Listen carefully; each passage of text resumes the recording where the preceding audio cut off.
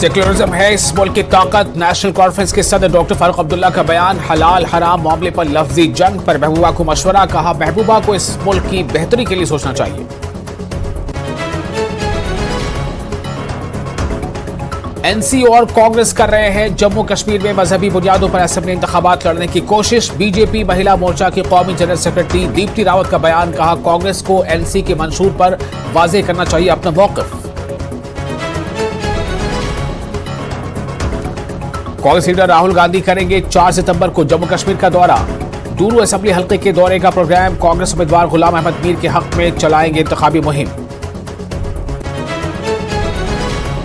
इंतखाबी मुहिम से दूर रहने के गुलाम नबी आजाद के फैसले के बाद डीपीएपी के रहनुमाओं में खासी बेचैनी। 4 उम्मीदवारों ने वापस लिए हैं अपने कागजात नामजदगी। जराये के मुताबिक कांग्रेस से रुजू कर रहे हैं कुछ लीडर।